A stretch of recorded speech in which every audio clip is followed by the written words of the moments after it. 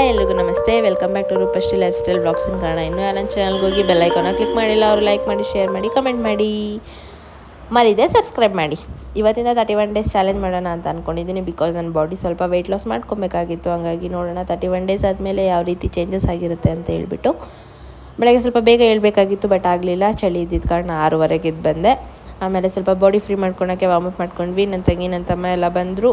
ನಮ್ಮ ಸೋಫಿನ ನನ್ನ ಜೊತೆ ಎಕ್ಸಸೈಸ್ ಮಾಡ್ಲಿಕ್ಕೆ ಬಂದು ಆಮೇಲೆ ನನ್ನ ತಮ್ಮ ಜಿಮ್ಗೆ ಹೋಗೋ ಕಾರಣ ಅವನೇ ಸ್ವಲ್ಪ ನನಗೆಲ್ಲ ಎಕ್ಸಸೈಸ್ ಹೇಳ್ಕೊಟ್ಟ ಮತ್ತು ಮಾಡಿಸ್ದ. ಆಮೇಲೆ ನಾನು ನನ್ನ ತಂಗಿ ಇಬ್ಬರು 50-50 ಸ್ಕಿಪ್ಪಿಂಗ್ ಮಾಡೋಣ ಅಂತ ಪ್ಲ್ಯಾನ್ ಮಾಡ್ಕೊಂಡ್ವಿ. ಅವಳು ಸ್ಕಿಪ್ ಮಾಡಿದ್ಲು, 50 ಸ್ಕಿಪ್ ಮಾಡಿದ್ಲು, ಬಟ್ ನನ್ನ ಕೈಲಾಗಲಿಲ್ಲ. ನಾನು ಒಂದು 20-25ಗೆ ಸ್ಟಾಪ್ ಆಗಿಬಿಟ್ಟೆ. ಬಿಕಾಸ್ ಎಕ್ಸಸೈಸ್ ಎಲ್ಲ ಮಾಡಿದ್ನಲ್ಲ, ಹಂಗಾಗಿ ಸಖತ್ ಪೇನ್ ಆಗ್ತಿತ್ತು, ಹಂಗಾಗಿ ಮಾಡೋಕ್ಕಾಗಲಿಲ್ಲ. ಆಮೇಲೆ ಇವತ್ತು ಸೂರ್ಯಚಂದ್ರ ಇಬ್ಬರು ಯಾಕೆ ಒಟ್ಟಿಗೆ ಬಂದಂಗೆ ಕಾಣ್ತಿದ್ರು, ಅದಕ್ಕೆ ಒಂದು ವೀಡಿಯೋ ಮಾಡಿಕೊಂಡೆ.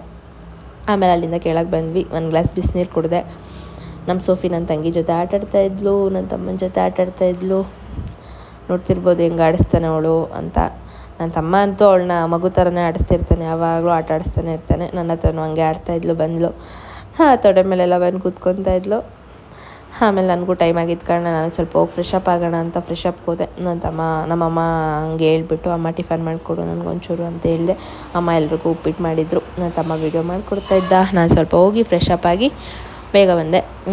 ಅಮ್ಮ ಯಾಕೆ ಟಿಫನ್ ಮಾಡ್ತಿದ್ದಾರೆ ಅಂದರೆ, ಯಾವಾಗೂ ಅಜ್ಜಿನೇ ಮಾಡೋದು. ಅಜ್ಜಿಗೆ ಸ್ವಲ್ಪ ಕಾಲು ಏಟಾಗಿರೋದ್ರಿಂದ ಅಜ್ಜಿಗೆ ರೆಸ್ಟ್ ಹೇಳಿದ್ದಾರೆ ಡಾಕ್ಟರು. ಹಂಗಾಗಿ ಅಮ್ಮನೇ ಪ್ರಿಪೇರ್ ಮಾಡಿಕೊಟ್ರು.